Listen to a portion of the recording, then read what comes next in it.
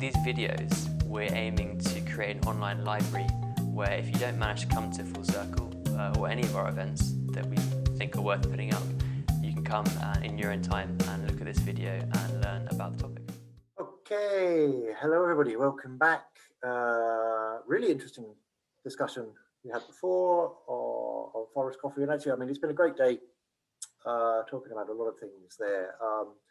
But I think one of the things that's quite important to us, and I know we've discussed this internally for quite a bit of time, is actually the relationship word of, you know, exactly that. It's all of this stuff is very interesting. There's lots going on, but it doesn't really mean anything if the relationships aren't there. You know, whether you're talking about Henry looking at farm gate price and talking about the consistency of going back and returning, whether you're looking at sort of a little bit like we were earlier with the processing on Robusta, and you know the creativity that farmers have to express themselves, or whether it's just the customers physically buying their coffee. That's either yourselves as roasters, or you know, if you work in a cafe, it's your customers that are coming in every day to do that. So we've set aside an hour, I think, really just to dig into those relationships themselves, and we've got a couple of very interesting people to talk alongside me today. We have Maria and Priscilla from SMC. Now, many of you will know Maria, many of you will have had the pleasure to go out and visit both of them and meet both of them when we go out to Brazil, as we used to do every year. And I'm sure we will do again. And then we also have Ian Steele from Atkinsons Coffee up in Lancaster, and a lot of you will be aware of Ian. He's been around a long time, as have his sons on the coffee scene. And I remember in the days when I still used to judge back in the barista championships and things like that. But let's first go to Maria. If we just come to you, if you want to do us a little introduction about who you are and maybe touch on sort of who SMC are and what you offer, and then we'll come to you, Ian, afterwards. Okay. It's a pleasure to be here to talk a little with you. Thank you very much for DRWakefield for the invitation. I'm graduated in education and technology, and I have been working in coffee since 1993. I participated of the beginning of the Brazil Specialty Coffee Association formation, because I worked with one of the producers, founding producer of this institution. I was a BSCA direct board member from 2016 to 2006 to 2016, and I'm part of the permanent council. I took part of the Holy Brazil movement to show for the world that besides to be a great producing country, you also have a quality in coffee. You can produce specialty coffee. In the first years of my experience, I have both opportunity to work as a trader and in the management of the coffee farms producers in different regions of Brazil. So this helped me to understand more the producers' demand, what they need to do, their cost of production, and they help them to find the best opportunities for their coffee. As a trader, I visited several consumption countries that I could understand better the demand of coffee, what coffee demand, what kind of coffee people like, and also this helped me to transfer for the producers to prepare their coffee. In the last 10 years, I have been working at SMC Specialty Coffee. SMC is a company from a regional cooperative of producers in Guaxupé. And here I work with the producers inside of the cooperative, help them to produce better quality, achieve better quality, and find the better market for them. You know? So it's basically like this that I have been working the last 25, 28 years. That's brilliant. Thank you. I mean, it's I've got a couple of private messages that have come through from people that are like, "Oh, we love Maria," and I mean, there's a wealth of experience that you've got there, and we'll dig into some of that in just a second. Ian, perhaps if you just want to run through your kind of coffee experience. Yeah, sure. My journey really started in earnest in coffee when we acquired Atkinsons back in 2005. This is a company that had been going since 1837. So a huge amount of heritage there and a huge amount of love for it within the community in Lancaster itself and the wider region. So we were seen as a couple of young upstarts at the time, sort of coming into this beloved institution. And we tried as hard as we could not to upset anything or anybody. But I do remember my predecessor, who had been there for 50 years as a errand boy and eventually roaster and manager. He'd never met, not only not been to Origin, as it wasn't really done in those days, but he'd never even met any of his suppliers, I don't think. There is a funny story that Simon tells much better than me about the time that he did come all the way up to Lancaster to meet Mr. Thornton, and stood on the door and said, very, very nice to meet you, Mr. Thornton. And I've just come all the way from London. Said, I'm very sorry. I've just got to go. Very nice of you to come in. Thank you very much. Goodbye. I left Simon standing on the doorstep a bit bemused and bedazzled. And he couldn't even have gone and get a cup of coffee anywhere, because in those days there was just the shop, and that was it. There was no internet, there was no online shop. Obviously, it was just selling coffee to wholesale and retail customers, coffee to have at home, or the R market as we call it, AH. One of the early things that I wanted to do was to go to Origin. So I went with our erstwhile colleague in Santiago down to Las Delicias in El Salvador, and it wasn't even an actual Origin trip. I heard he was going. He told me he was going, and I said, "Can I come?" He was actually going home to Ecuador to visit his dentist. So I kind of jumped on his bandwagon there. But it was a fantastic trip. I knew it was one of my favorite coffees at the time, and I needed to see where it came from and who was behind it. And all the customers loved it. It was an easy coffee to order. It was called Las Delicias, so everybody could pronounce it, all this kind of thing. So we very early we started on the journey of trying to drill down and find a bit more about the stories behind the coffees. We've successfully since then. I remember speaking then to Priscilla a bit later on and saying the aim of my project really was to try and know all the farmers that we got the coffees from, all the producers, and to find out their stories and to be able to tell them. Because what happened in the next sort of decade or so, from up to 2015 and beyond, I suppose, is that we kept growing and growing and growing,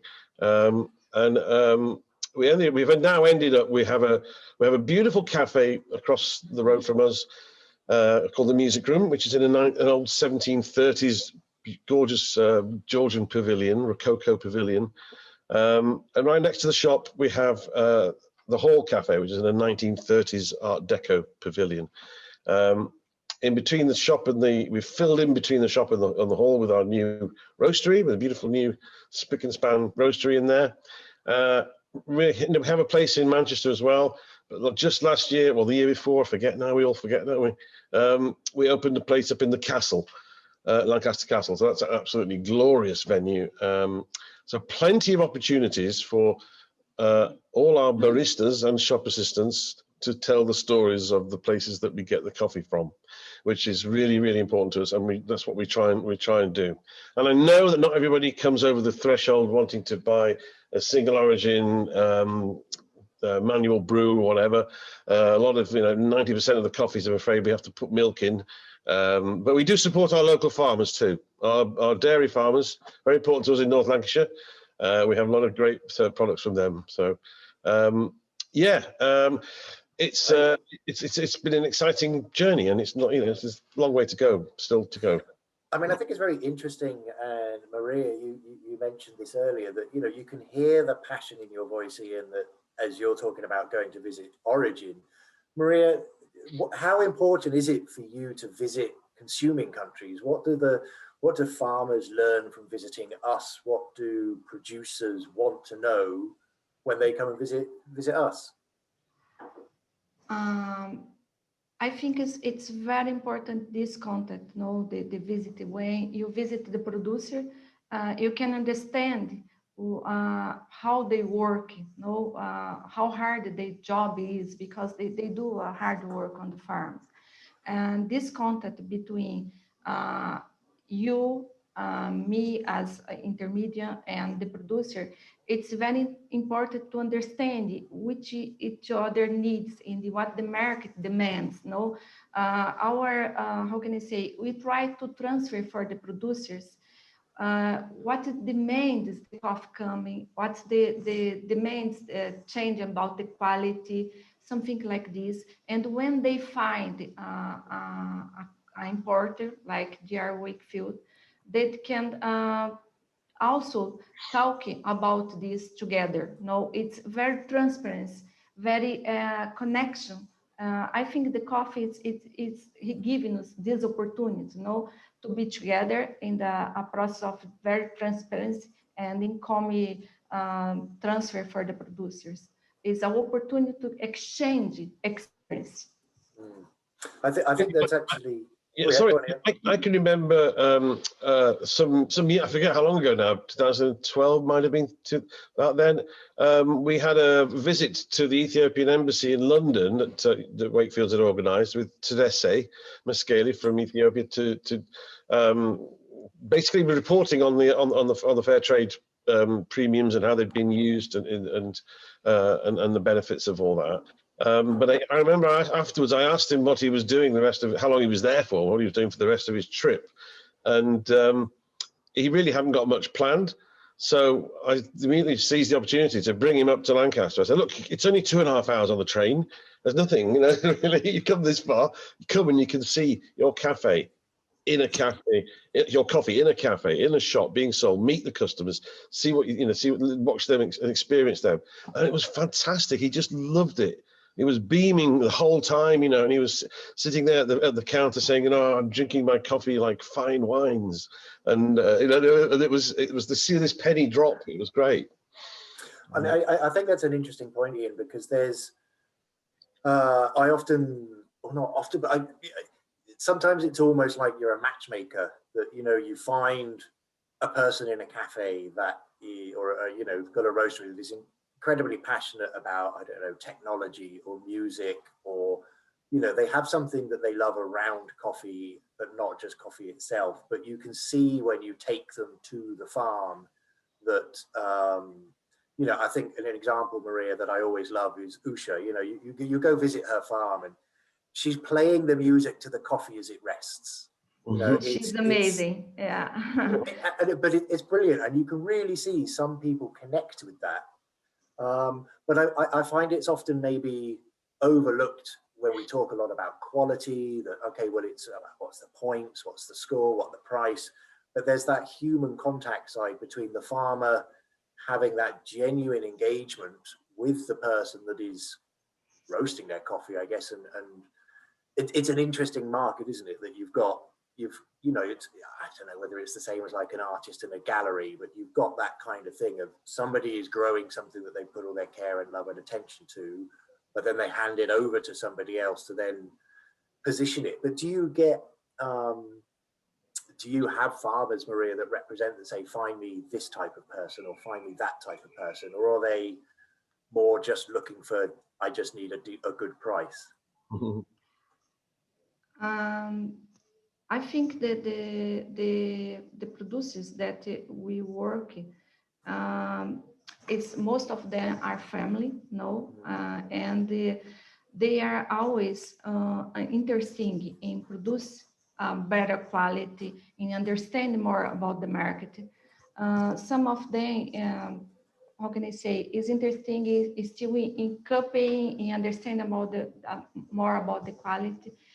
And this is, how can I say, is a good connection, no, because you can exchange all this experience.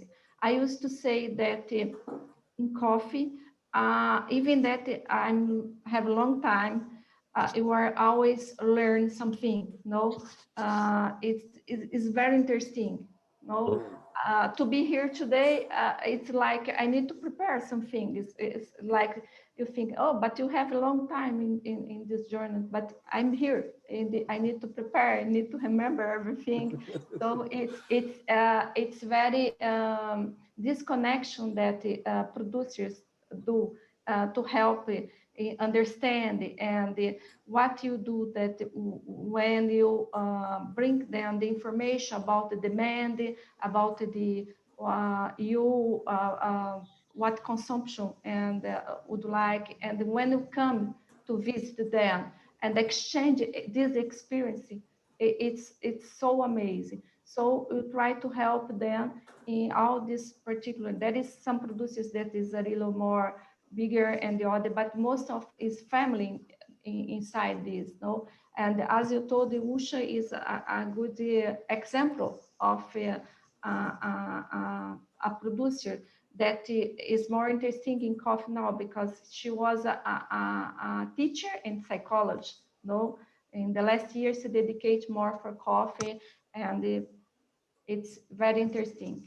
I don't know if I answer your right question. No, I think that's good. And it's, I mean, I think it's an interesting point that maybe there's something around the, like, what does it actually mean to a farmer when you've got that relationship? Because I think, I mean, I guess last year is an excellent example. You know, we've had hardship, we've had COVID-19, and now more than ever is the time that's really important that we still buy the coffee, that we still, you know, I think us at DRWakefield, we have our own responsibility. I know internally we talked about, well, we still want to buy these coffees. Some roasters don't want to buy the coffee. That's fine, they can't do it. But what does that actually mean to the farmers when somebody turns up year after year after year and buys the same coffee? How does that help them grow? The relationship that we celebrate between importers or roasters and the farms, it's very important for them, because when they are preparing the coffee, when they are harvesting the coffee, they know that they have someone that will receive this coffee and the quality that this buyer needs, no? And give them for a more, how can I say, a kind of security that the coffee will be buy for someone that know their farm, valorize their farm, no? And this is a process of transparency. This is what you do, no? When you visit some farms, like you have a long relationship with DRWakefield, like Paraíso and Palmital, we export the coffee from them for you for many years. It's very important that they know that every year you are on the market, you know, you are worried about how they are producing the coffee, if the cost of production is increased or not, how to help them to promote their coffee. This is a kind of relationship that for me, I think specialty coffee, it's very important, and there is no life of specialty coffee without this connection. So our way to work is very transparency, and you like very much when in the normal life you can come visit or you can bring them for like to visit you, no? And then Ian, I mean, I think almost famously for you have you visited every one of your suppliers now? I mean, I think you must be nearly there, right? Yeah, I'm eagerly awaiting the lockdown being lifted and opportunity to go to Peru. We seem to be buying an awful lot of very good coffee from Peru the last sort of couple of years, and that's been fantastic. But haven't been there. And I mean, that's got to be a bit of a privilege, right? Because I mean, that's quite an investment from you to actually really stand behind the whole ethos of, well, not just I want good information and some nice pictures. It's like I actually want to go out and I want to meet and I want to understand. Yeah, so is that an important part of the business? It is. I do see it as a responsibility to do that. And I do have a problem sometimes convincing everybody that I am working when I'm out there. But but I mean, it is actually. Let's face it. It is actually better than a holiday because you get to understand parts of the country of another culture, get under the skin and get into people's homes, and it strengthens your whole tie to that coffee. And we do. You get back and you look at the tens of thousands of photographs and sound bites you've taken. You actually have been kind of wired and on the go the whole time that you're out there. I do remember one on the last point that Jamie about what producers want from us when they visit. And on that same visit from Tedesse from Ethiopia that time, I can remember him asking the question, what can we do? What can we do to add value for our farmers? That was his overriding question. And I said in one word at the time, it was traceability.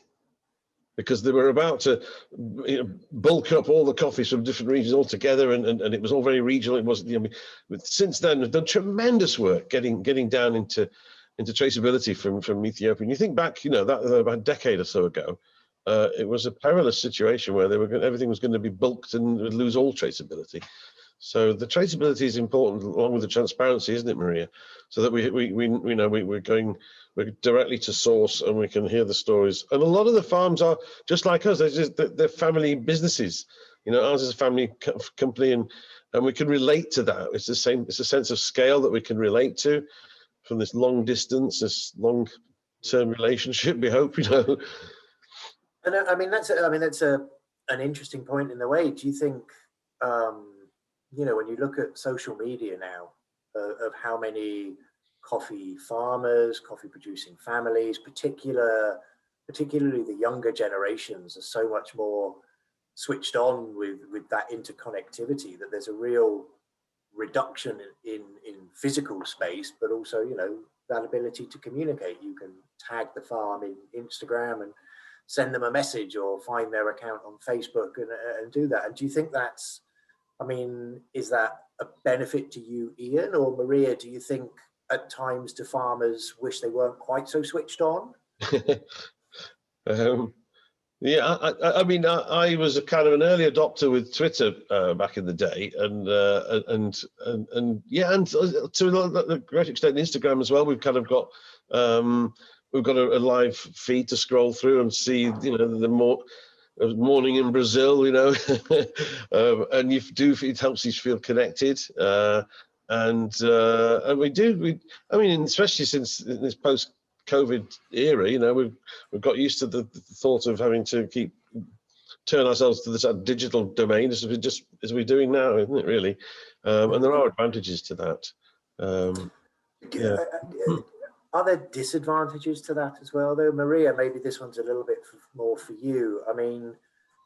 Where do we have the line between? There's a lot of people that are very well intentioned, but perhaps aren't at the level that, say, Atkinsons are, where they only buy one bag, but they want this detail off the farm and that detail of the farm. Do the relationships ever go too far from the other side, or are our farmers generally quite open that whether it's one bag or 100 bags, they're happy to share?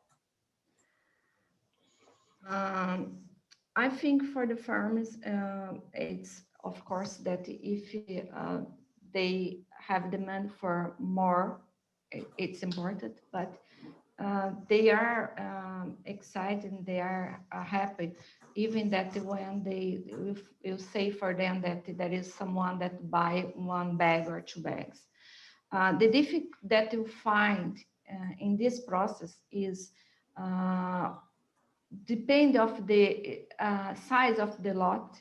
It's more difficult and more expensive to arrive in the destination. No, so when you have an importer like DRWakefield that buy a kind of full container, can be more easy and more cheaper for everybody, because inside of the process it's difficult. But talk about the producer, they are happy when they have opportunity to sell their coffee, and they are very.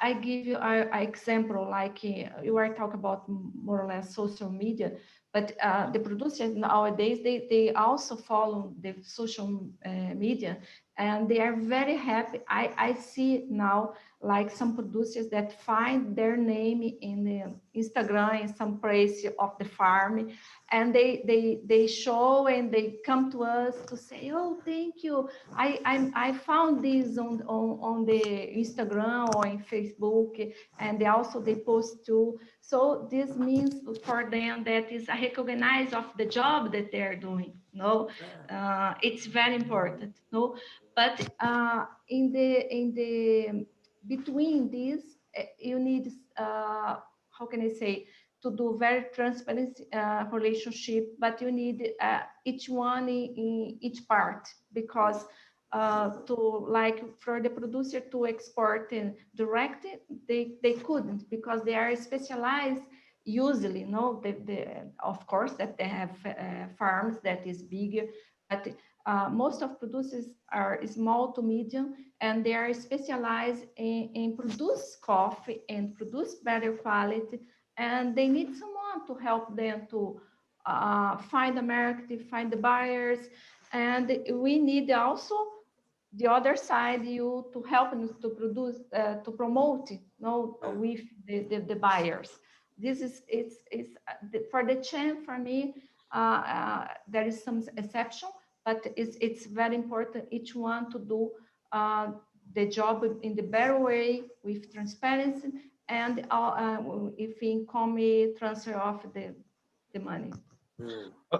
I can remember very clearly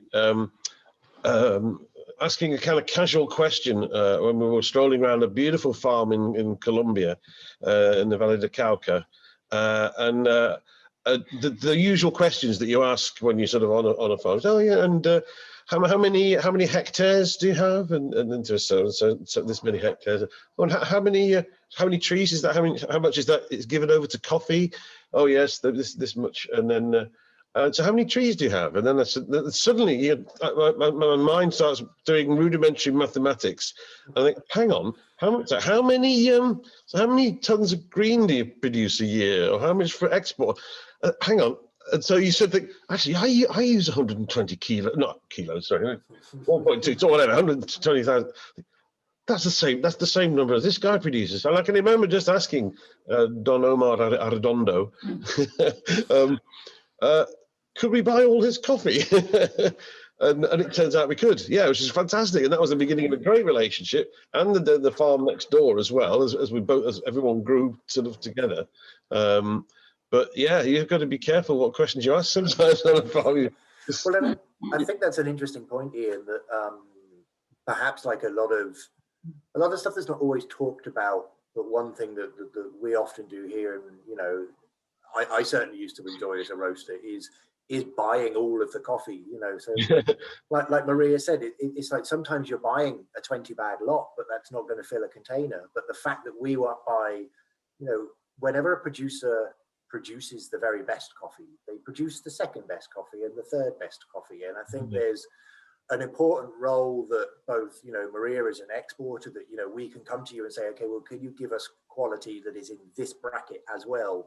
And then our job, spanning the specialty customers and the commercial customers, is that we can maintain that relationship with a farmer, but buy their entire farm of, well, let's buy the special stuff, let's buy the medium stuff, and we'll take the commercial perhaps, or the off grades as well, because we know the people to be able to shift that. And that, I think, is quite a useful ability to have that is not available to everybody.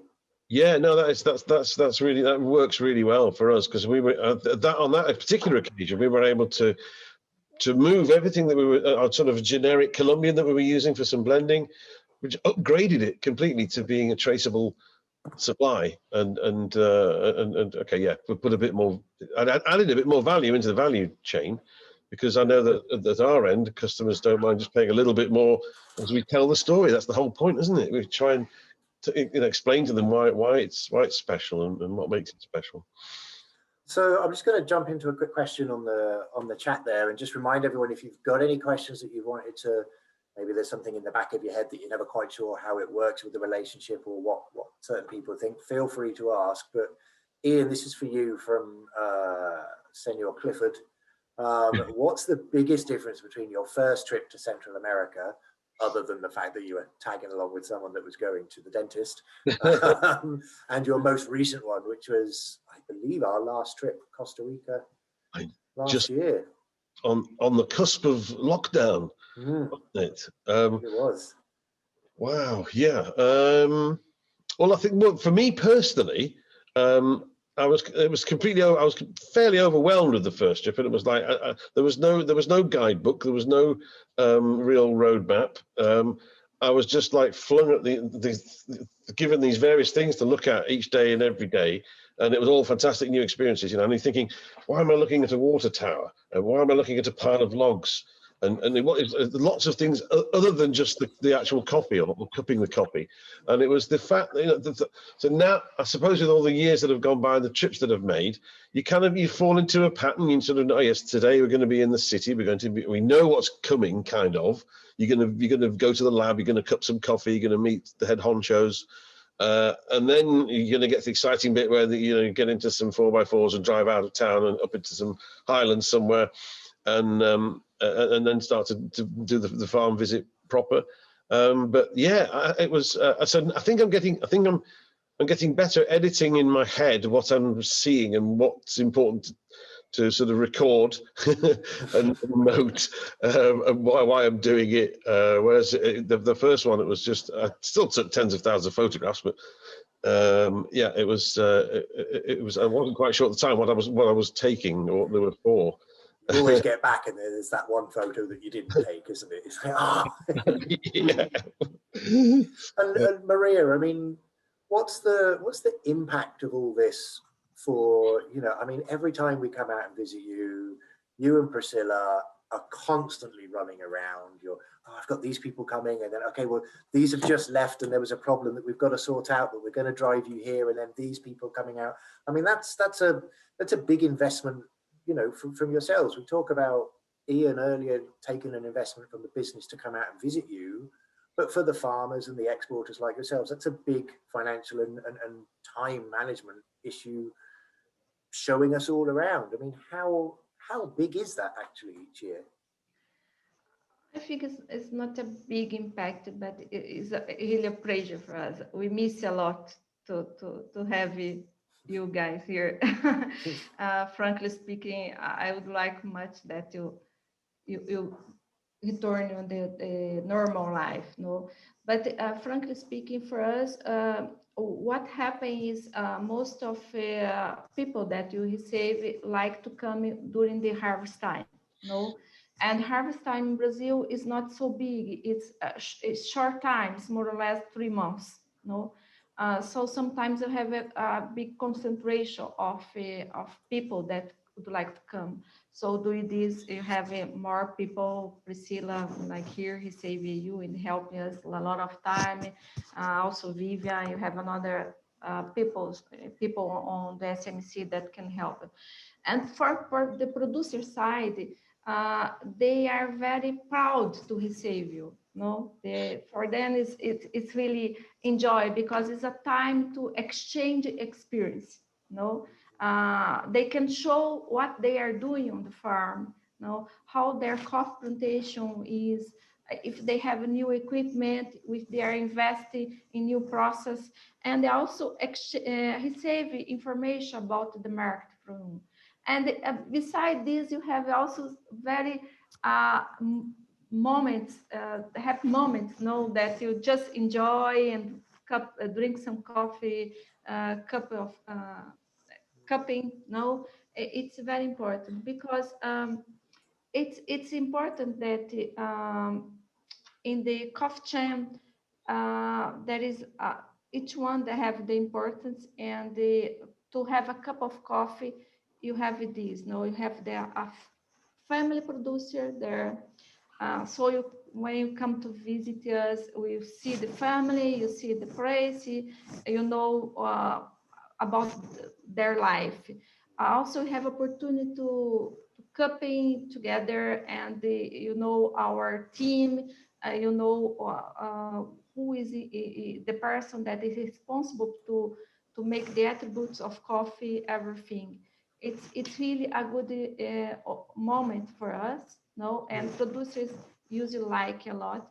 I don't know if your side, if I think it's an investment for exporters to come to visit, you know, because you spend money, you spend time, but for us it's a kind of a happy moment. I love it, and I believe that producers should. No, Yeah, it's a time to exchange experience and possibilities. yeah. I mean, definitely there's times where I remember last year visiting, we went to Morro Agudo, and neighbour's son there was just, right, took over. He was like, oh, you're not visiting the farm to look at the coffee, you're visiting to push me around on my bike on the patio.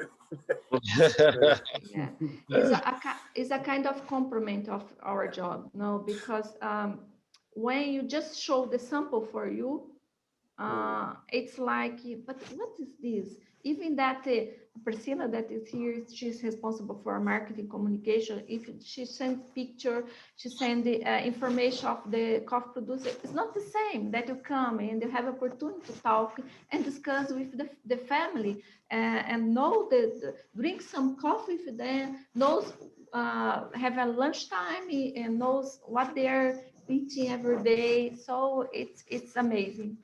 I think it's always it's the great sort of roller coaster ride. You never quite know what's gonna happen next. I can remember being with the other Priscilla in India being shown around an old girls' school. So this was quite something. This was something really new to that region. You're getting under the skin of an actual community, and we were asked to sing. So they performed for us, and then we were asked to sing something for them that wasn't our national anthem. So I found myself singing to an entire girls' school the second verse of Jerusalem, a cappella. I don't know where that came from, but put it down there along life's great experiences, and that's beyond coffee, isn't it? Then you're making kind of cultural connections with communities. But I think perhaps then on that level, Maria, should we be visiting at times that are outside harvest? Maybe when the coffee is flowering? Are there other times that would be? It's beautiful. It's a beautiful time too. Yeah, it's nice to understand that the farm have how can I say, all the year they have something to do on the coffee production, no? Because it's not just, of course, that in harvest time is the more busy time, but they have take care about the plant all the year, no? And it's nice to see the flower too. But I think it's important too, because how you can transfer for the person that you are drink a cup of coffee, how you can transfer what have inside of this coffee, no? If you don't know exactly what the coming and to arrive until there, it's more difficult to transfer.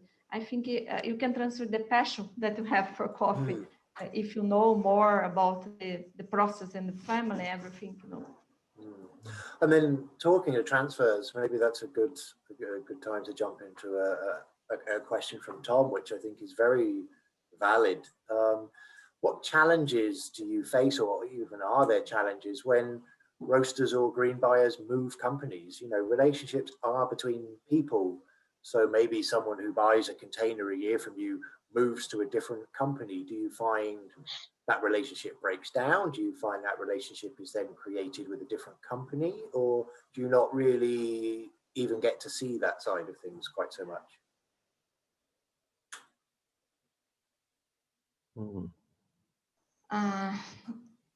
It's a tricky one. Frankly speaking, I think when exchange the people is it's you have some difficult in the beginning, you know, because for me, I think I usually to have a long-term relationship. I celebrate this. No, I like this. Of course, that I'm open for news. I'm open for know new people, but I really celebrate because I know you for many years. I know DRWakefield many years. I know I have producers that I have contact with them and help them to sell coffee for more than 20 years. So it becomes like a friendship. It's not more business, it's friendship. So you're missing when someone move or change, and you need to, when someone arrive, you need to know what you do, no? Especially if you are an importer or a roaster. Sometimes they are very, how can I say, they don't know if you are really transfer for the producers, they correctly payment incoming. So you need to explain our job. For the one side, if I'm open to news, I would like to work with the persons that knows what you do. No, it's for me it's good. I mean, it's definitely, I know from our side, it's something that does come up where, you know, I mean, it's people move on and people grow, and a roaster here goes and sees another opportunity there, and it's always a tricky thing for us. And I guess in a way, that's where, at least working as an importer, we're able to step in and say, okay, well, we'll try and find someone new for that relationship. Much as you want it to continue, it does change, but we can still buy it even though it goes to a different person. But I think that's interesting. And I guess, Ian, for you, that's, you know, I mean, something that you're probably less likely to face because you're a family business. So, you know, you've got yourself, you've got Casper, you've got your crew there, there will always still be that connection with yourselves. Yeah. Rather than staff. And no matter how hard we try, we can't really convince, looking the other direction of the supply chain towards our customers and wholesale customers in particular. Wouldn't it be marvelous if they would all stay with us? We try and convince them of the validity of relationship coffee and continuity and long-term relationships. Yeah. But I guess with that as well, saying that, like, all our tastes change. So, you know, I mean, what we liked 10 years ago is different to what we like now. And maybe Maria, you could speak a little bit to how those changing tastes are met by the farmers. You know, we go out there now. It used to be, do you want pulp natural? Do you want natural? Now it's, you know, do you want Usha's African dance? Do you want single varietal? Do you want, you know, carbonic maceration? Do, you know, are farmers quite happy to work on different coffees and take that risk in the name of the relationships, or are the farmers taking that risk because they're curious themselves and want to grow, or is it a bit of both? I think you have both type of the farms, no? But most of the producers nowadays, they are interested in invest more in different process, different varieties, and to understand what this movement of coffee, no? Especially about the new process, like nowadays you have like a process of fermentation, some African beds, something like this. All the producers, they are interested in this kind of the technology, and that help them to get better quality. No, they are trying to invest more in this. Interesting. Yeah. Okay, I think we're close. Go on in. Sorry, I was reminded though of another another famous phone call I once had with Santiago some years ago, where I had the temerity to ask him what's new, and and I got this explosive tirade directed at me. Said, "But why do you always want to know what is new? You know, we are dealing with sustainability. We need to carry on buying from the same places." And yeah, sorry, yeah, okay, but my customers do ask me what is new. So, and I know it's the ad man's favourite word, new. So we always looking for something new, but we do also have to kind of continue to fulfill those sustainable channels of supply, don't we? Well, and that's a great point. I mean, relationships really is one of the keys to sustainability, like you say. I mean, it's I think if everybody knows what's happening, if everybody is aware of likely what's coming up, where things are going to go, they can plan, they can make things sustainable. So in a way, when we're running around, well, I'm going to buy from this new person because it's super sustainable and that one isn't, then you're not. No, I guess you're not necessarily sticking with that, or also, I mean, I've certainly worked at places where there were the occasional quality issues, and the conversation was like, well, we should drop them, and it's like, well, no, this is when our side of the deal comes in, where you have to stand by them and say, okay, well, let's work through this, and we're still here. So, yeah, it's and an interesting question that's just come not on the feed, but on another way. We'll make this the last one just so that we've got time for a quick comfort break and everything before moving into the screening of the DRW50 film, which will be great. When, perhaps to both of you, when do you feel a relationship becomes long-term? Is it 2.5 years? Is it 10 years? What feels right? Well, yeah, I think you should, congratulate ourselves in having made a connection over so many thousands of miles and seen it through a couple of seasons is good going. And then sometimes they break down for whatever reason we don't know, and we try and pick up another chain somewhere. But yeah, I think it's pretty good if you can hand over to the next generation. That's my next plan of succession.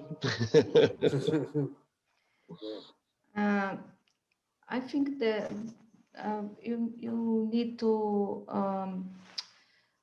have some time to understand each other, to understand about if this producer, in our case, if he has really consistency year by year, and you are growing up together, so there is no a limit, but as I already told, I like the long-term relationship.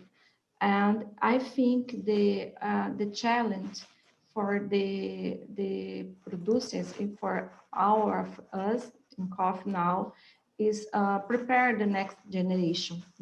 In case of the producers that you work, if the next generation is interested in the farm and to be there, even that they have another kind of graduation. As a exporting company, we need to prepare the next people, next trader, like Priscilla is here, Vivian. So we are always doing together something to prepare for the future.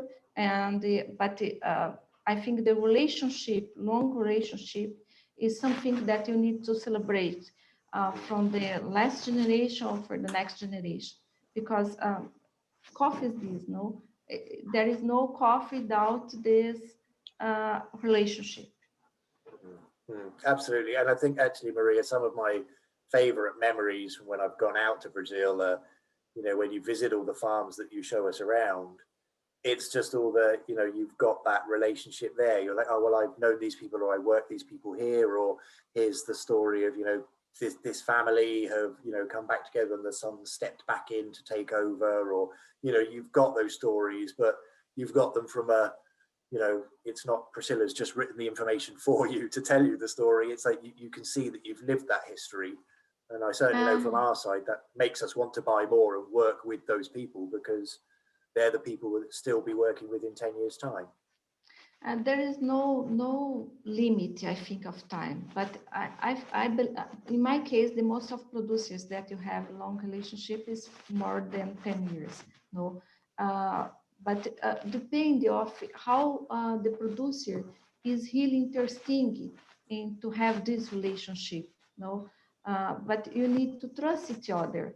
They need to trust in our job and what we're doing, and you need to trust that they are doing the best in type of quality, that if this year is not a good year, but next year they are doing the best, invest. So usually it's not a thing that you develop like in the film ops. No. It's relationship. You need to trust each other. No, it's the point. Yeah. But it's more or less like this. That's perfect. Okay, we're gonna move to the breakout room just to allow the team behind the scenes here to set up for the film. If you are going to run off and have a quick comfort break, now is the time to do it. But make sure you definitely come back for the film. I haven't seen it myself. I hear very, very good things. I'm excited to see where it goes. If you do stick with us, we'll move to the breakout room and carry on this conversation a little bit more. Maria or Ian, if you need to disappear, you are welcome to. Thank you very much for your time here. We'll see you in the breakout room. Great. Thank you. Mm-hmm.